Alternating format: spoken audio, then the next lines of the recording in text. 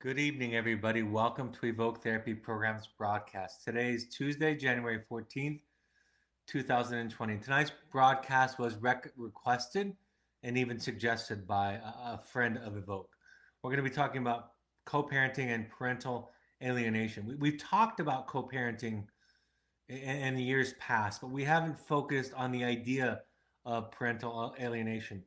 And I think this came from a podcast where, or a webinar where I was talking about how if my adult children decided that being around me was toxic, that they didn't feel safe or well while being around me, that I would support them 100% in setting boundaries with me, that they could go about their life without having me in it.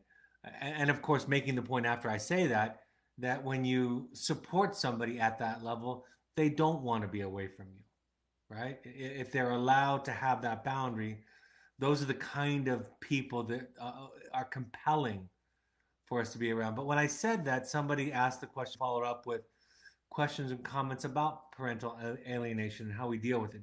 And that is the idea of one parent indoctrinating, kind of encouraging a child to dislike, hate, cut off, blame, just fostering a dislike and a discord between a child and the parent. So I'm going to talk about that at the end of tonight's presentation, but we'll talk about and update some of the topics around co-parenting because it's the one question that I get asked, the one topic that I get asked about that I always say is my least favorite topic to address.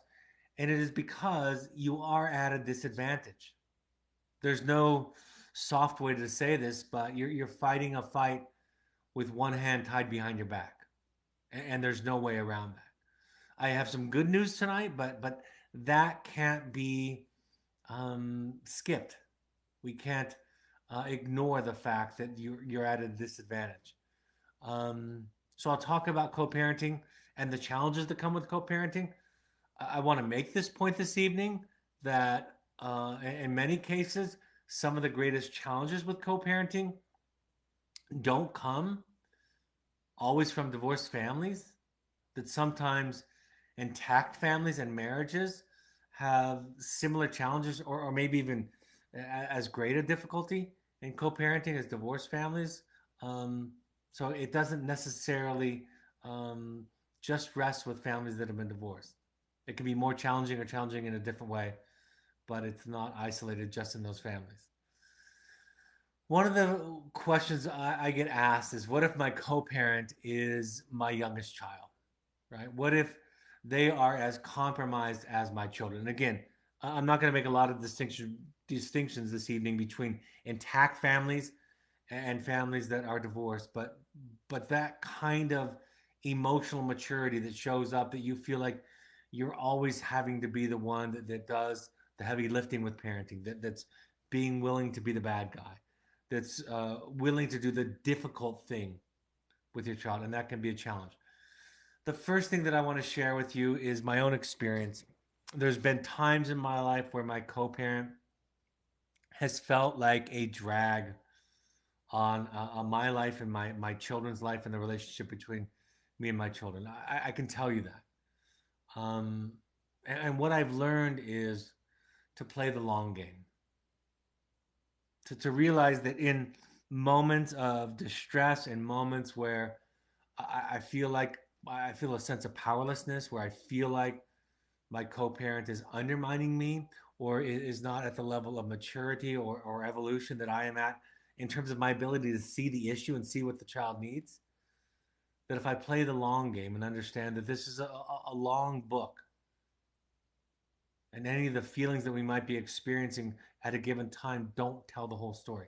What I have found, and I have two older children in their mid 20s, 24 and 26, is that in the long run, there is a balancing effect. There is a relationship that gets built independent of my co-parent.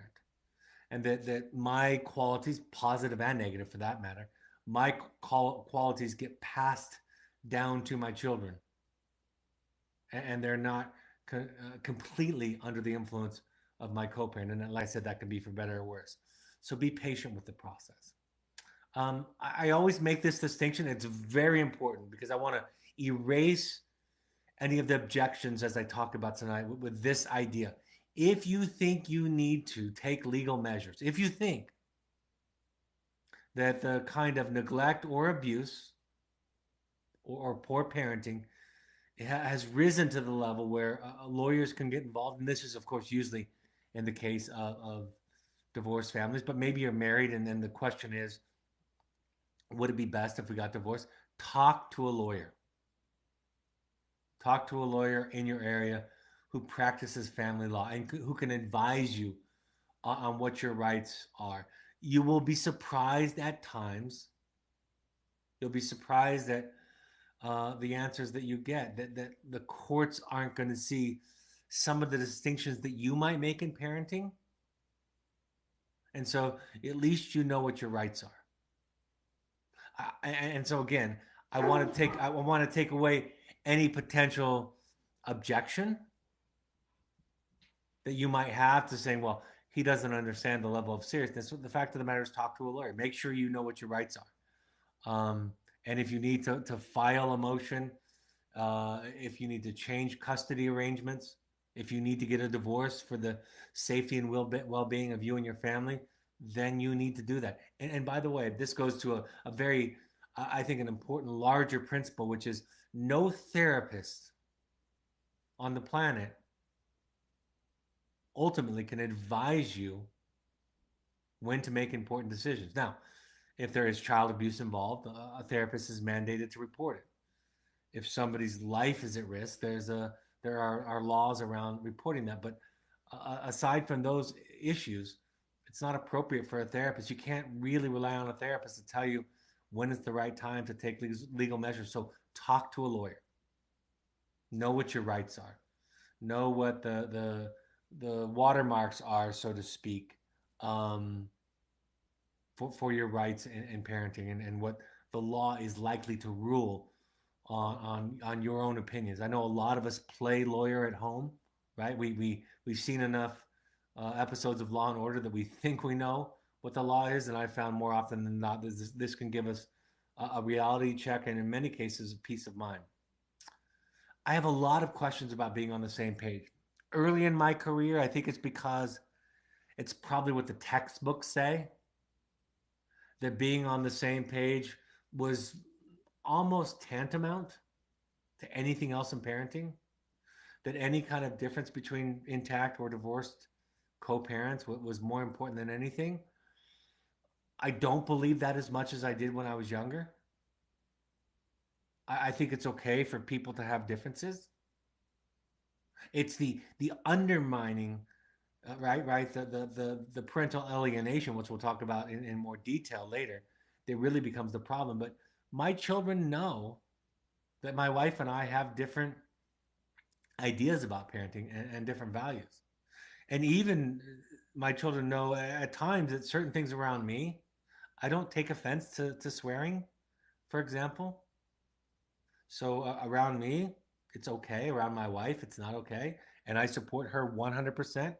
And she supports me 100%. I know that's a small, many people might think a tedious example, right?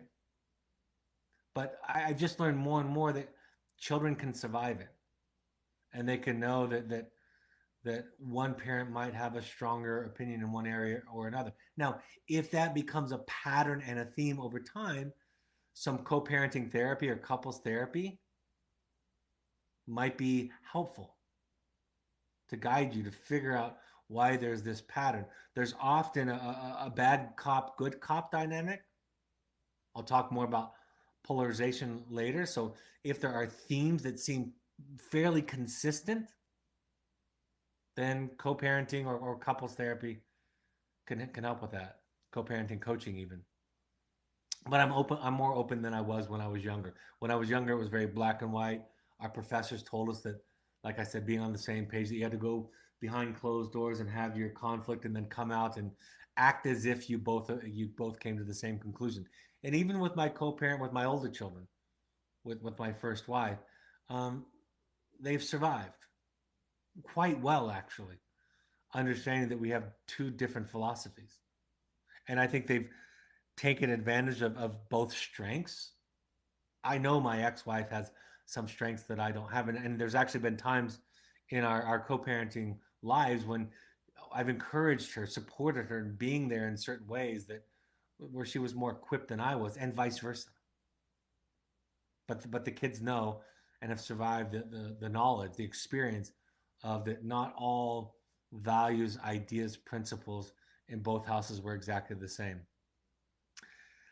Sometimes we get an email or we get asked to have a separate session from co-parents. Again, a textbook instruction to us therapists was we were supposed to avoid that at all costs. And what I have come to find is that divorced people, for example, get divorced for a reason. Now, sometimes there might be limits to the amount of time I can dedicate to two households for sure as a therapist. So there might be constraints there. But I think it's important, almost initiated from my side of things, to say to co parents, I want to hear from you separately. Are there things you feel can't say, feel uncomfortable or unsafe with sharing that you would want me to know? And again, a lot early on in my training, they talked about family secrets, and I've grown up and realized that I can metabolize that information. I don't become compromised if one parent is angry at another or blaming another. Here's also what I found with those separate phone calls or separate emails. If I don't allow for that or even invite it, like I said, I'm going to spend weeks with it leaking out on conjoint family phone calls and family sessions, right? But if I give it its stage, its spotlight, oftentimes the parent feels assured. And then I ask them after hearing them, I ask them to let me do the heavy lifting, to let me do the challenging. It does not help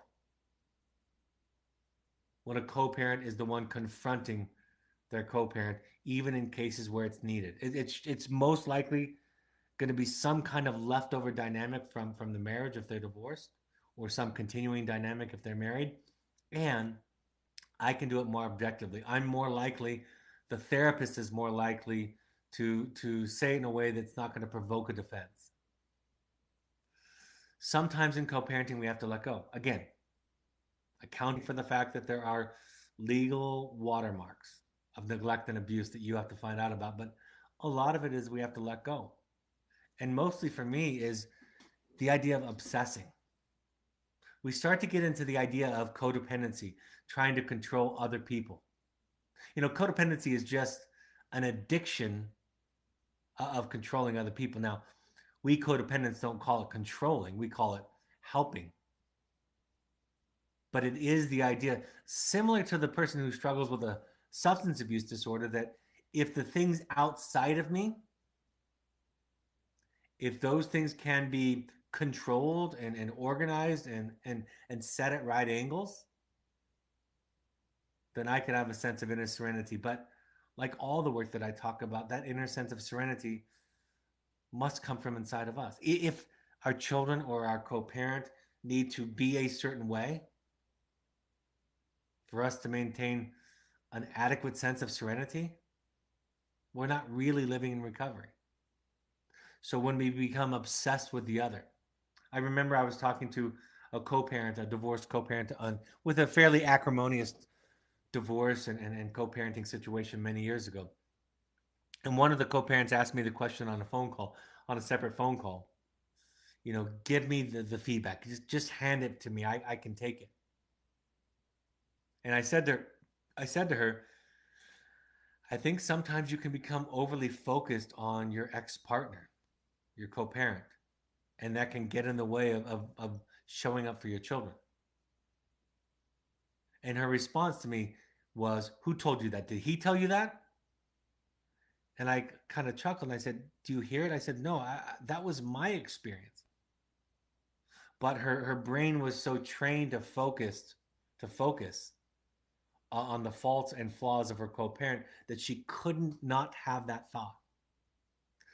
For me, obsessive thinking is the red flag, if not a red flag, the red flag for my codependency in operation, activated. If I'm going through and rehearsing discussions and trying to imagine how I can control or manipulate somebody, even though I frame it that it's for good, I am actively in my codependency. That's my red flag. In co-parenting, where it's not so acrimonious, I think oftentimes you have to go more than halfway. There's this idea that I'll meet you halfway in marriage and in parenting, and people that agree to meet halfway usually go about 49.5% of the way and then argue for years about the other person not going and meeting them halfway. So surrendering and going farther, giving more, compromising more. And again, you all know this dynamic. There's a great fear in compromising more and giving more than 50%, because we think we're going to be taken advantage of. We think that the other person who is getting an inch is going to take a mile, right? That's our belief, our fear. And while that might happen at times, it also just as often happens is people start polarizing. One thing that we battled through in our own co-parenting was let the other person try it their way for a while. Again, this doesn't, all of these principles don't apply to all cases, but in our case, we both tried it our way for a while. At one point, my ex-wife, even though there was the significant disagreement about dealing with our oldest, our son, at one point she said, okay, you try. And you know what happened? Under my watch, he ended up getting himself into a place where he earned a place in wilderness therapy 13 years ago. So I got to try it my way, and it didn't work any better than her way, at least in the short term. So consider letting them try it their way. Outside counsel in terms of a therapist can be critical, because we all can become blinded to what's wrong with the other way and miss what's right with the other way. When I was a young training therapist, we used to watch, part of our training was we would watch a therapist behind a one-way mirror. There'd be 5 of us and a professor behind a one-way mirror, and a client and a therapist or a family and a therapist in a room, and we'd be watching. We had a phone that we could call in on, or we could buzz in on them, and they would come back and talk to us and consult with us. But the interesting aspect of that was early on when our professor said, I don't want to hear about what's not happening in therapy. There are 1,000 possible things that could be going on that would be okay. And if we focus on what's not happening, we're not really going to get any work done. So let's talk about what is happening in therapy. And I think that can be, that idea or that experience can be a metaphor for parenting. So getting some outside support that you trust, and getting some perspective, and getting a little bit of a reality check, and getting comforted to know that one or two or three examples or decisions or responses isn't going to make or break a child. It's just not. Even in extreme cases, it's not. I remember one time, parents I was working with, they both were on the same page to allow for some, what I would call some significant indulgence with their child. And it didn't seem like it was necessary for me to learn that the child needed a boundary, right? Would benefit from the boundary, that it was appropriate to have a boundary. But I said, try it. And of course, it played itself out within a week or so. The child had gone farther along in his problem behavior, and then we were at that point. I had that experience all the time with parents.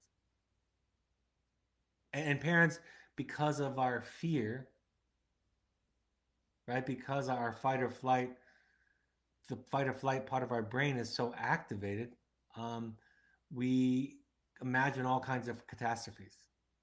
That's why, again, having a therapist, having a co-parenting therapist, getting a reality check can be helpful. Even having an individual therapist. I'm going to repeat something I've said recently, because I think it's applicable here during the co-parenting broadcast, and that is that I've been in therapy with my current therapist for 22 years, 21 years, going on 22. And what I've what I want to share with you is I haven't been to a couples therapy session in 10 years, 9 to 10 years. Um, my wife goes to the same therapist, and she hasn't, obviously, she hasn't been to a couple session either because we're married. And if she had gone to a couple session, it would have been with me. But we still work on our marriage. But a long time ago, I figured out that my problem with my wife was about me. And she figured out a long time ago that her problem with her husband was about her. So even though I'm trained, my degrees, master's and PhD degrees, are in marriage and family therapy, and I believe in systems, I also believe that we carry around internal systems and we play those out. We enact people in the play, so to speak. Murray Bowen, one of the founders of family therapy, one of the pioneers in family therapy, considered one of the fathers of family therapy, never met with two people at the same time. Think about that.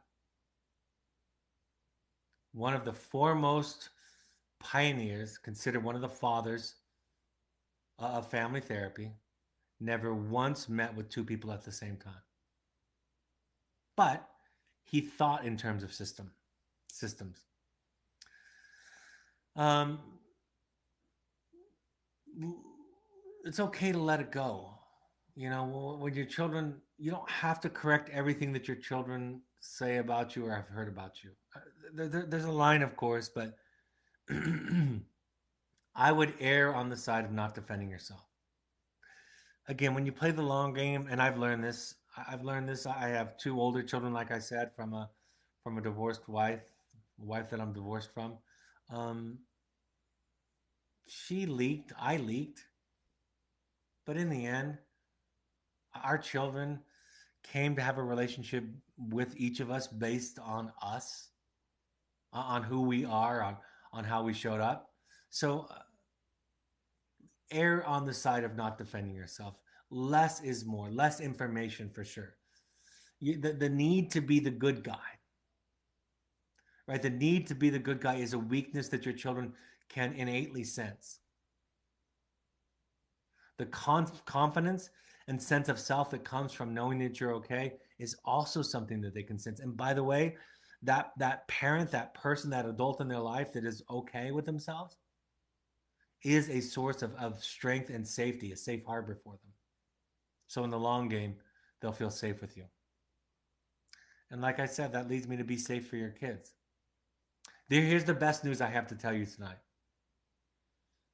If you Google my name, Brad Reedy, and Jeff Larson was my co-author and my professor at the time about divorce and alcoholism. We did some studies looking at divorce and alcoholism, and we were trying to find children that grew up in these homes and how well adjusted they were later on in life. And was there something in their life that predicted whether or not, besides the event, was there something that predicted whether or not they would be more well adjusted later in adult life, some variable?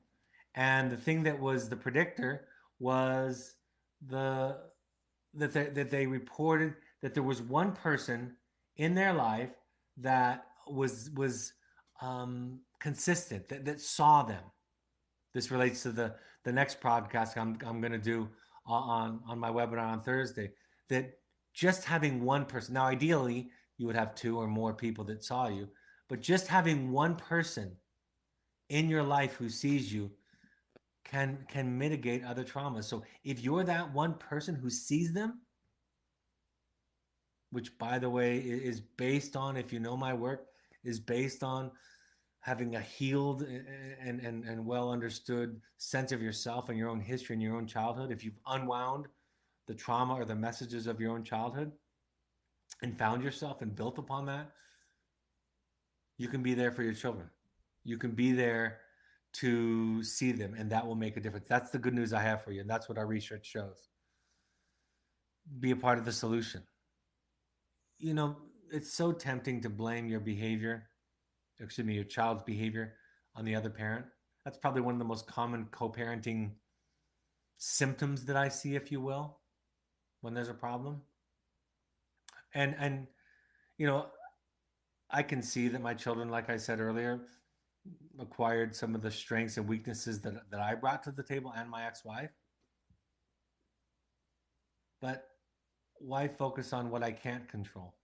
So, in fact, I said this to my wife just recently, just to give a completion to the story.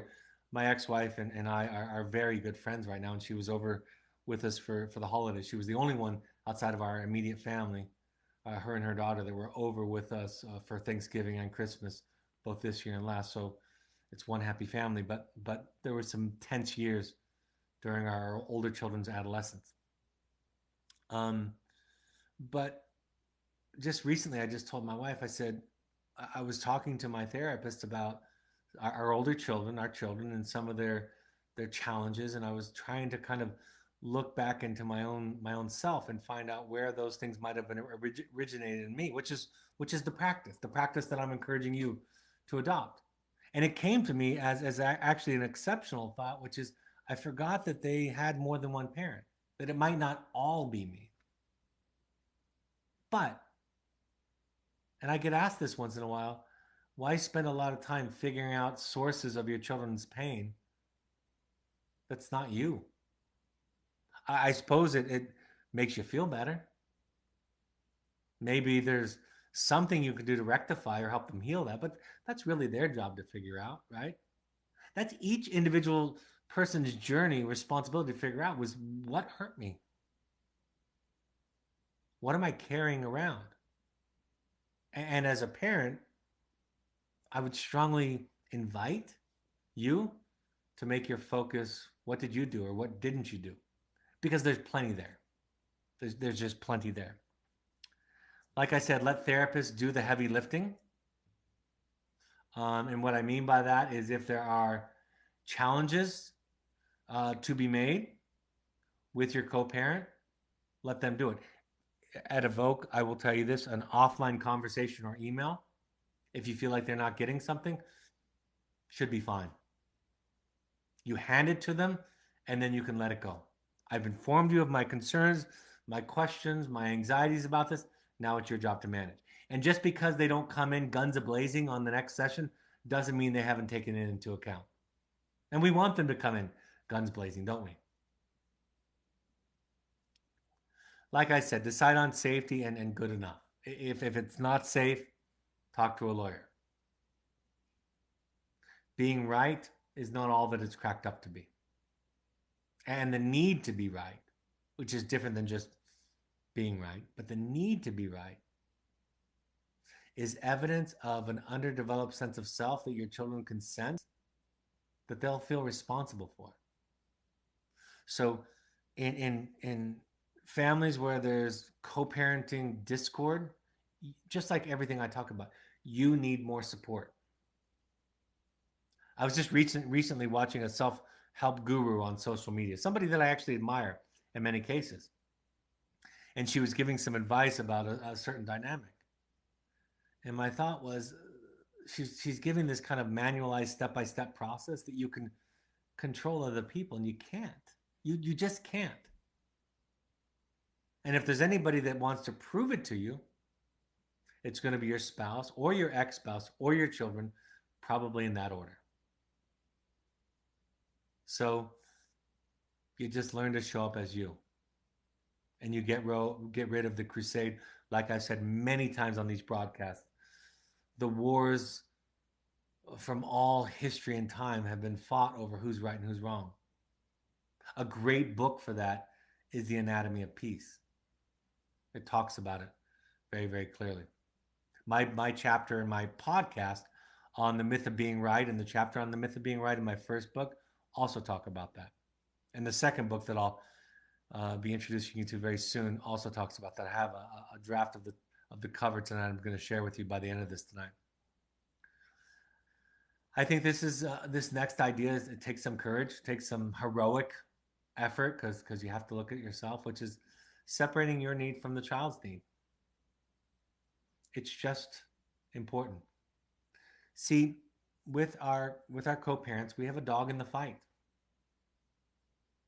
We have conflicting agendas because even if they're our spouse, right? I'm in love with my wife and she with me, and I would consider us to have a rich and meaningful marriage. But there's sometimes that I want to use things that the children do or say or feel as evidence that I'm right, right? When that insecurity pops up. So I have a dog in the fight, and the children just become pawns. Like a lot of this work, the most important thing you could do is be more honest with yourself. You leak, right? You leak your issues onto your children. And until we can be honest with ourselves about that, we're not going to make any progress. So understanding what your needs are, if there's hurt, if there's the proverbial water under the bridge that you haven't sorted out, which I guess makes it not quite under the bridge just yet, then get that need met somewhere else. And in co-parenting, the therapy that I've done, both as a client and as a therapist, is focused on the shared goals. Listen to the other person. And you're going to need to support, you're going to need support when you do that because they'll say some pretty stupid things. Learn to negotiate, compromise, take turns,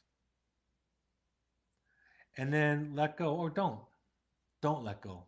You know, that's where I stand at odds with a lot of self-help instructors is if you don't want to let go, don't let go. Don't let go until you.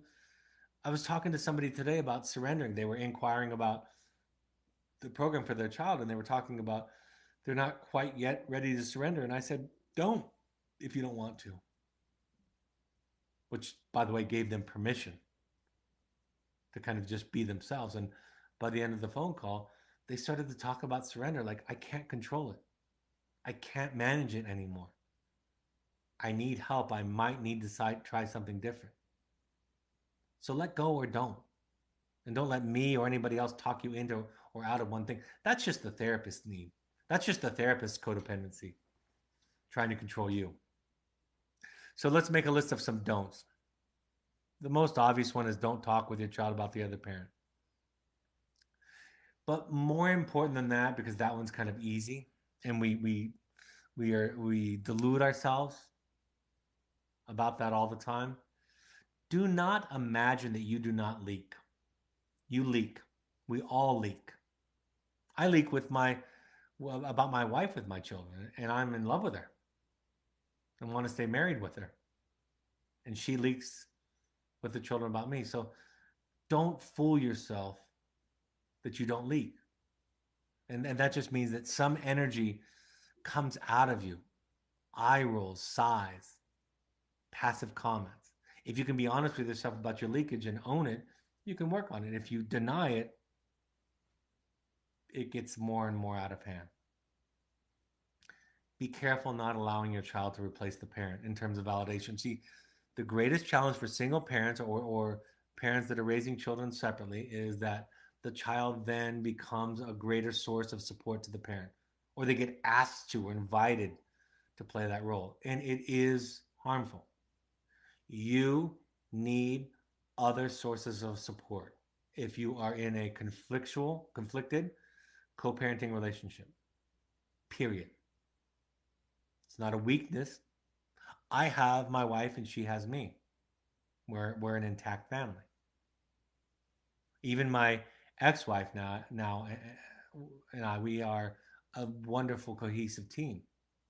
Took years to get there, but we are that with each other, for each other, with our children. Our children are in their mid-20s, so there's not a crisis every day necessarily with our specific children, but we have each other. And when you don't have somebody else, you don't have a mirror to look at, to get some feedback, to get reality testing, to get encouragement, to get hope, to get strength, to get reassurance. And so we look for it in our children. We want it from our children. It is one of the greatest vulnerabilities to healthy attachment is to need reassurance from the child. It is that because it flips the parent-child relationship upside down.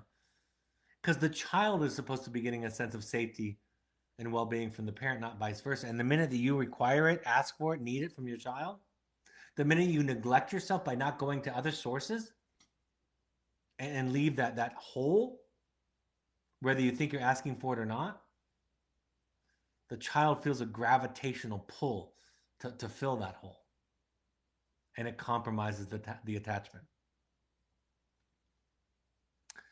You know, it's not a democracy. It's a benevolent dictatorship, right? It is. I used to have this image that I would use on these broadcasts where there would be a brick wall with an ear painted on it, kind of capturing the fact that we learn to listen, we learn to hear and see our children, we learn to resonate, we learn to offer them empathy and compassion. We don't coerce them, control them emotionally with our feelings. Our I feel statements aren't behavioral tactics, right? But we set clear boundaries. Parents will often ask me of our adolescent clients, it's different for young adults, but of our adolescent clients, they'll say, should we ask our son or daughter what their thoughts are about the next step? And my answer is, of course. Always. I always do. As long as we don't think that then we have to take that at face value as an equal vote. In fact, I had an assignment. It wasn't part of the regular curriculum, but to write a wants and needs list, have a child write a wants and needs list for the next program. Now, adults get more of a say because you want more buy-in because they can walk away. So that's a different story. But for adolescents, I would say all the time, ask them. Let's see what they say. And then let's run it through our parent and adult filter. Hopefully that's intact. And then let's have you make a decision. You're going to run through the information, the diagnosis, the prognosis that I give you, that the evoked therapist gives you. And you're going to take all of that, metabolize it, and make a decision. So it's not an equal, say, democracy, but it's compassionate, resonating, safe contexts. I've talked about this idea of using them to meet your needs. You're at risk. If you're in a co-parenting situation that has any significant discord, you're at risk. If you're single or divorced parents, you're at higher risk. And don't lie to yourself about that. That's one of the greatest risk factors. Denial. Divorce or marital conflict is not all of the problem, nor is it none of the problem. I think something that compromises us as parents all the time, and it's not just divorce or marital problems, it's that we either do one of two things. We either remain in denial and say we have no contribution to the issue, right? That's one of the mistakes that we make. Or we become so compromised with guilt because we're aware of the mistakes that we've made. And when there's an acrimonious marriage or divorce, we're unable to set boundaries to hold our children accountable because look what we've done to them. There is this blending of compassion and understanding that can happen, while at the same time maintaining strong, authentic, courageous boundaries. I've told you this before. I'm going to tell you it again. When my wife and I decided to have our son go away the summer of 2018 for some wilderness therapy, my wife wrote in the hopes and intentions letter, "It's not lost on me the irony that we sent you to a program to help you get rid of some of the things, get rid of some things that you put in place to protect you from us."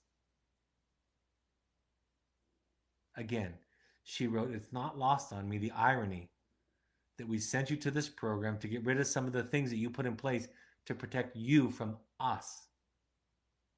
There was nothing in my wife's letter that was self-doubting. There was nothing in our conversation where she was worried that we made the wrong decision. She was confident and clear, but she could offer that kind of compassion. And when you can marry those two feelings, sensibilities at the same time, you have healthy attachment, you have differentiation, you have a healthy relationship. So it becomes the children's problems to tell us what the causes are. And I've said this before, the worst things haven't happened to most of them. It's the truth. It's the proverbial idea of we're good, we fish well, right? We're good fishing instructors, fishermen and women.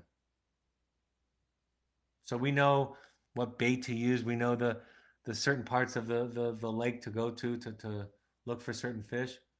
So we go there. But ultimately, we teach people how to fish. That's what a therapist does. We teach them how to feel.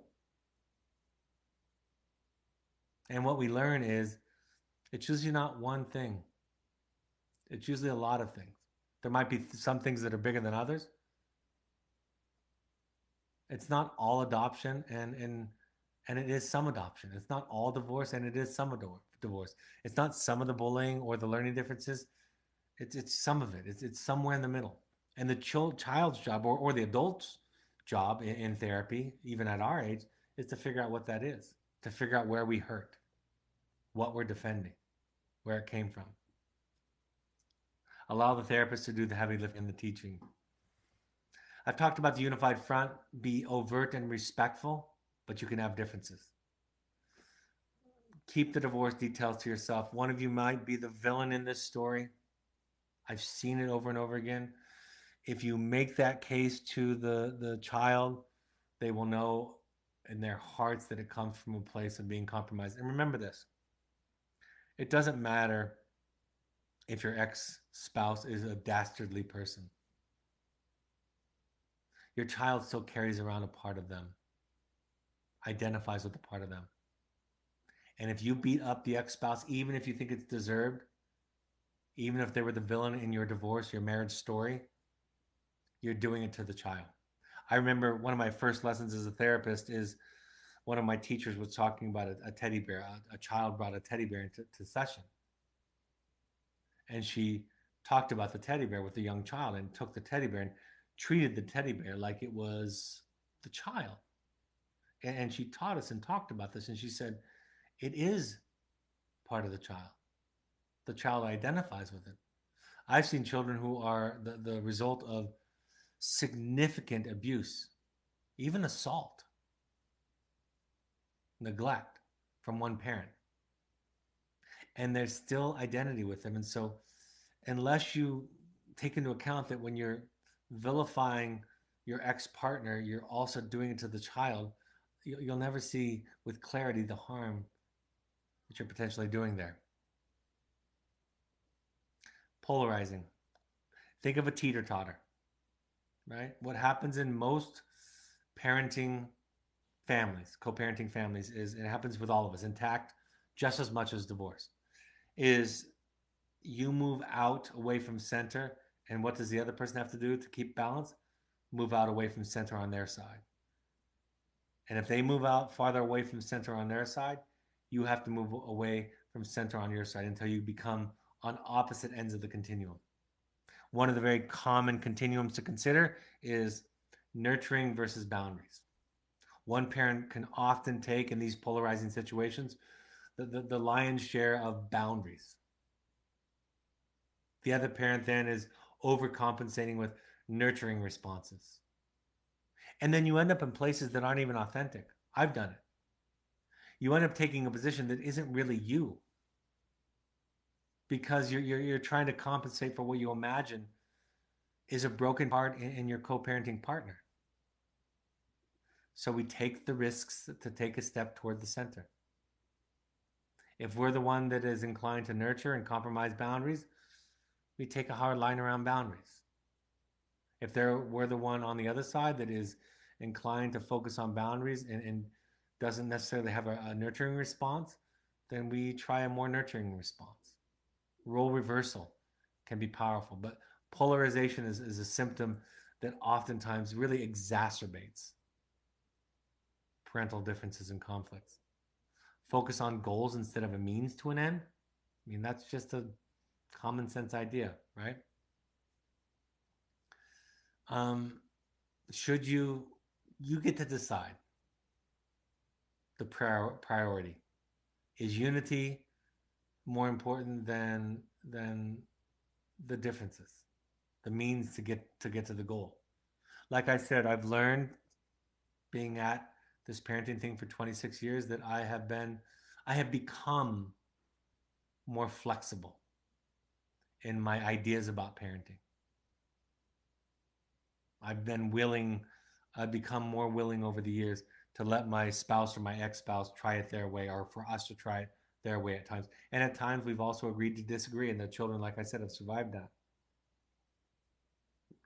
Ultimately, like any issue that we talk about, understand that you can only do what you can do. And that if your attention is focuses on an emphasis of things that you can't control, which is other people, outside circumstances, if that becomes your focus, your where your energy goes to, you will end up depressed and anxious and controlling. And so I say this. That's why I talk about this idea of take 100% responsibility for 2% of the problem. Understand what you have control over and what you don't. And if that's a struggle for you or you don't get it, that's what Al Anon and Codependence Anonymous meetings are for. Is for you to have a community that you visit and go to that teaches you, that models it for you, that reinforces a focus on what you can control over what you can't control, and makes you responsible for your own serenity instead of your child who's struggling or your ex-partner who's an idiot. You can only do what you can do. Sometimes you're not the one to vent to. An intoxicating, tempting situation to let your children vent to you about your ex-parent, your ex-partner, your co-parent, but you're not the best one. Step parenting, a comment on step parenting. It is suggested that they not do the lion's share of disciplining, but sometimes they are the stay-at-home parent, so that's just going to have to be the way that it is. They can have a kind of an objectivity, but sometimes it's not as objective as we think. Sometimes they are too objective, or it's not. That's not really possible, but they've lost touch with the humanity of the situation. And I've seen co-parents work out their frustration with their partners, their spouse, through the child. If, in other words, if you have an annoying trait of saying of being late or being disorganized, you're my partner, I will tend to focus on the child's disorganization and lateness as a way to get back to you. Instead of fighting that out with you, sorting that out with you, I'm going to fight through the child, just like I would if we grew up if we were raising a family with intact parents. So some of that objectivity isn't so objective. It's an unconscious triangulation, a battle through the child to work out a marital issue. Sometimes the step parent might be better to communicate with the non-custodial parent. They might have an easier go of it, so that could be something that can be arranged. It's easy for a co-parent, or excuse me, a step parent. That's why I talk about that objective might not be the best word sometimes. They can see, like I shared with my therapy example earlier, what's not happening. They can offer some clarity because they're emotionally naturally removed and detached from the situation. But sometimes the negativity that comes with that dynamic, excuse me, is that they will lack compassion and understanding and a focus on what their own issues are. Because I'm an expert on your problems, right? I'm an expert on everybody's problems around me. But does that also give me an escape from looking at considering my own defenses? We want the parent that's the non-step parent to stay involved and be willing to be the bad cop and make do if one of you works outside of the house and the step parent is left with the lion's share of the day-to-day raising of the children. And then co-parenting therapy can be an important part with the step parent also. For single parents, there's an over reliance on the child, like I described earlier. Parentifying or pulling the child into the parental system is the risk. More than any other role that I've talked about tonight for the single parent, take care of yourself. The unlived life of a single parent is too great of a burden for a child to carry, and they will either try to carry it or feel the pull to carry it and the guilt and shame that comes from not doing a good job at it. So, taking care of your esteem, having activities, relationships. I talk about it's okay to be too busy sometimes. I had one parent one time where they were retired early, both of them, because they had a financial means to be retired earlier, and they struggled with their late adolescent children because they were too available. And then when they got involved in other projects, they shared with me the experience that our children are doing better now because we're not there. So being unavailable can be helpful. Because if you're not available, you might be like me, whereas you can't not try to help. It's too tempting. Any blurring, and it happens in single parent families, so be kind to yourself. Any blurring of parenting boundaries, right? Because they have to take on responsibilities sometimes that children with two parents don't. Make those as clear as possible, as overt as possible, as temporary as possible, and as limited to a certain situation. Because for children of single parents, they have the experience of, well, you trust me with these adult responsibilities over here, but then you treat me like a child over here. So you try to reduce the blurring of parental boundaries in terms of the temporary nature of it and the content of it, and be as clear and overt about that as you can. Talk about it. Find other sources of support: groups, therapists, family, friends, mentors, and sponsors. Now, let me run through parental alienation this evening because that's really the addition to this. And I've talked about it all throughout, but these are the questions that were sent to me. What goes on from a developmental perspective for those kids, for these kids that are being alienated from their parent? See, we know that children at different ages, different developmental stages, are are going through certain tasks. Early on, it's trust that the environment is safe. Later on, it becomes autonomy. That's the terrible twos. Later on, it becomes being, tying their own shoe. We call it the industry stage, and so forth and so on. Adolescence is identity. Young adulthood is intimacy, and so forth. So there are these stages. So where the parental alienation happens, where a certain trauma happens, can affect that task, right? I wouldn't put a lot of emphasis on this because it's not that different for any trauma, and there's not a lot that you can do about the different stage. I go to therapy. It's my job to kind of sort through with my therapist what my traumas are, and some of mine go back to that first stage of trust versus mistrust for sure, because I didn't have an incredibly nurturing and attentive mother.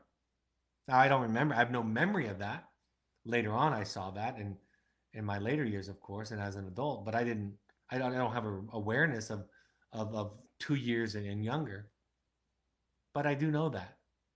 I do know that she was a little bit cold and a little bit formal, and a little bit unavailable. So it's not that important to understand the various challenges. Any trauma introduced to any child at any stage is going to have that effect. But therapy therapy uncovers that and unwinds that naturally, and the brain gets wired, right. The fight or flight, the part of the brain that's in charge of whether or not we feel safe and how, if we need to be activated, gets affected.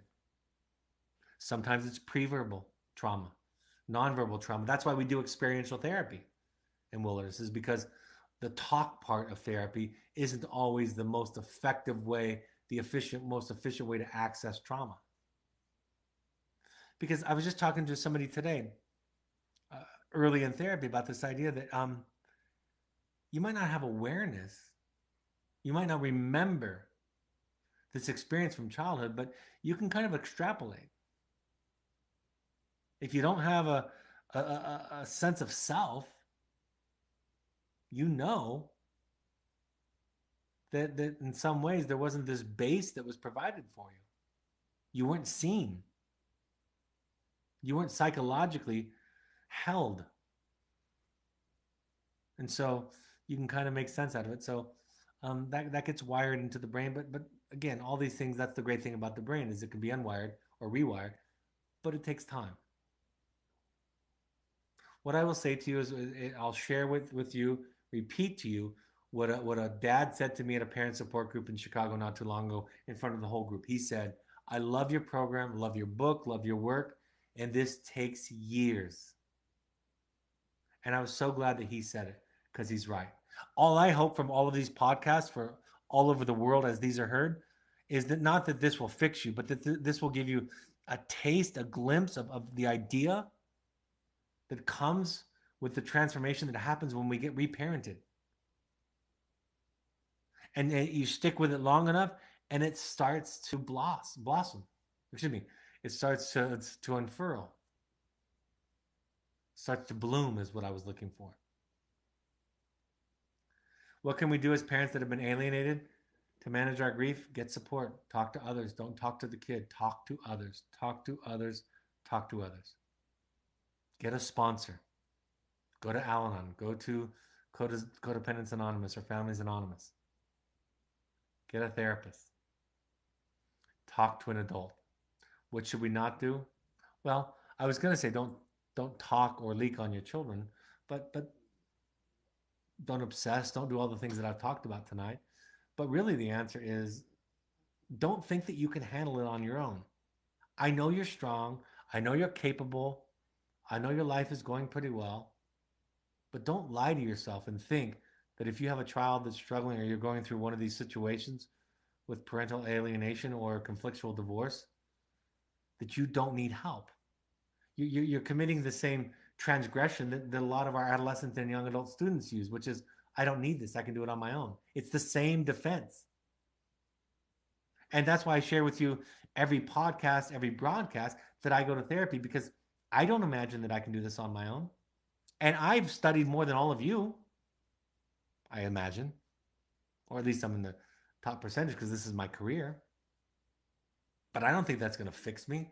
I have to have a different experience. And for me, that is therapy and my therapist and Al Anon. That is the experience that is different than the one I had in childhood that helps to heal the attachment trauma, the attachment rupture. And that's all that parental alienation is. It's an attachment rupture from the parent who's doing the alienating. And it compromises or threatens the parent possibly who has the stability to be there for the child. So it's a double winner kind of situation, right? Which is, of course, ironic for double loser situation. Showing up is consistently playing the long game, not fighting the fight in the mud. When they go low, you go high. Takes a lot of strength and a lot of support. So what not to do?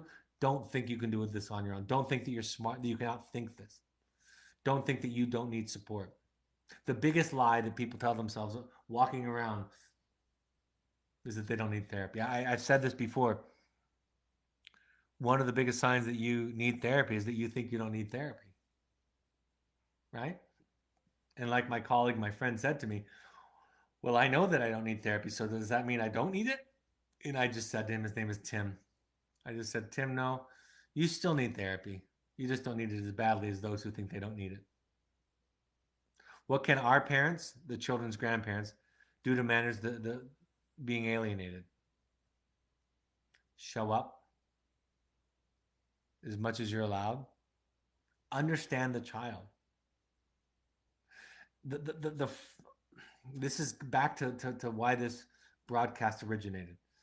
Forcing yourself on the child when they are feeling threatened by you doesn't necessarily undo the trauma. So playing the long game means give them some space. And I'll tell you this: I've seen parents that have been the victims of parental alienation, and I have seen them in their own grief also hurt the children. Right? Like I said at the beginning of the outset of this broadcast, if you see your child and let them create a boundary, become curious, want to understand, don't vilify the other. If you do all of that, you show the child that you're safe. And how do you move forward without hate and spite for the parent that alienated you from your children and stepchildren? Just the work. It's just the work. There's no other answer. There's no technique. There's no 6 steps. It is a transformation of self, and it happens through experience. What are the take homes? In Al Anon, they say stay on your side of the street. Be the safe one. That's what my research showed. Be the strong one. Get help. If you think your ex partner or your co parent is sick, then you go get therapy. I'm going to say that as emphatically as I can. If you got a sick ex partner, a compromised partner, co parent, then go get therapy for yourself first. And keep getting it. And keep getting it. And keep getting it. Take care of yourself and go to therapy, even if you go by yourself. That's that message. A couple of phrases, a couple of ideas, kind of borrowed from Al Anon and Codependence Anonymous. What you think about me is none of my business, is what they say. So I've added what you think of them is none of their business. And what your children think of your partner, your co-parent, your ex-spouse is none of your business. It's not yours. You provide them with support. You offer people for them to talk to, like therapists. You send them to programs like ours, and then you release yourself. All right. I'm happy to take any questions. I know we've gone a little bit over time, but there was a lot of content. Let me go through some upcoming announcements. Our next parent support groups, I've added one here, will be in New York City on Monday, January 27th, and in Southern California on Sunday, April 5th, 4 to 7. So email a new email address to email Kaysha, Kaysha, Kaysha at evoketherapy.com for more information or to RSVP. If you want to attend a parent workshop, we ask all current parents to go to a parent workshop if at all possible. Combine it with a visit to see your child. If the therapist thinks the timing is right, the next one is January 25th and 26th at our Southern Utah location. Again, RSVP to Kaysha, Kaysha at evoketherapy.com. If you want to deeper dive into yourself, and the intensives are filling up now. We're about to turn a corner where we start needing to add a second one per month. The next Finding You, which is a dive into your own history, your own childhood, and how it's affecting your relationships today, your anxiety, depression, trauma, codependency, grief, all of that. Finding You, February 19th through 23rd. March 4th through 8th is the one following. Go to our website to look at the other dates. I will be in England on May 8th through 10th. That will fill up. So if you're listening in the United Kingdom, please sign up early because that will fill up. It's already starting to fill up, and that's several months away. Finding You 2 is also filling up.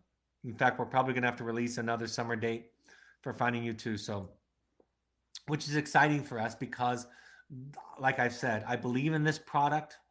It is what I do, what my children do, what my therapists and staff do. So it's easy for me to emphatically sell it because I live it. I believe it's one of the biggest differences you can make. We have custom intensives for couples, families, and individuals. We also have pursuits trips, which are adventure trips all around the world. Think Therapy Light for those, or kind of sober fun for young adults or families. We ask all current families to go to 6 12-step support groups, any combination of Al-Anon, CODA, or Families Anonymous. Also, you might try adultchildren.org for if you grew up in a family where there was alcoholism or mental health issues. Alateen is for teens. Refuge Recovery is a Buddhist-inspired recovery program, less of an emphasis on higher power. And then NAMI.org, NAMI.org, has local chapters in your area, so you can go to that to find resources and free information classes in your area. All of these broadcasts are available on the podcast app on your iPhone, on the Android device using the SoundCloud app, and on your computer using soundcloud.com. Find Evoke Therapy programs using the handle @EvokeTherapy, and then find the Evoke Intensives on Instagram, new handle, Evoke Therapy Intensives. So we're changing the name from Evoke Summit Lodge to Evoke Therapy Intensives. On Facebook, you can find Evoke by searching Evoke Therapy Programs, and the Alumni Foundation, which is on the brink of closing because we're not getting a lot of input. So if you want to join that, reach out to Kaysha at evoketherapy.com. But on Facebook, you can go to the Alumni Foundation page by searching Evoke Family Foundation. Then, of course, our blog on our website. Now, this isn't the final copy of my cover, but my new book, and the title is Settled. So you can find The Journey of the Heroic Parent, my first book, and the second book, which is called officially now The Audacity to Be You, Learning to Love Your Horrible, Rotten Self. So that'll be out in the next few weeks on Amazon. Here's a sneak peek at what the cover is starting to look at for those of you who are watching the webinar version of this broadcast. And then you can go to the Evoke Family Foundation to to buy part of on Amazon. You can go to the Amazon Smiles program and use the Evoke Family Foundation portal to buy any book, and a percentage of the proceeds goes to people who can't afford therapy. All right, are there any other questions that have come up while I've talked? And I know I've gone a little bit over this evening. Looks like there are none. Thank you for joining us for and on behalf of your children. Thank you. If you are a parent who has experienced parental alienation, and I haven't said this all night, and I should have said it first off, I'm sorry. It's hard. It's real. It's painful. I can remember experiencing some of it, and it was the most powerless feeling in the world that caused an intense rage in me. And that's where I share the kind of long game with you. That you play the long game, and it works out in many cases. All right, the next broadcast will be this Thursday, January 16th at 7 p.m. Mountain Time. I'm going to be doing one on seeing your child. It's going to be based on the recent New York Times article and book by Daniel Siegel and Tina Payne Bryson. So I thought they wrote an excellent article based on their book. I'm going to be talking about that, also taking a lot of questions and answers during that broadcast this Thursday, January 16th, 7 p.m. Mountain Time. Thank you for joining us. This is the best thing that you can do for your children, is to work on your own journey, your own differentiation, your own heroic work that is inward, that is who you are, unraveling your own childhood. So thank you for and on behalf of those that love you. Take care. Have a great evening. I'll talk to you in a couple of days. Bye-bye.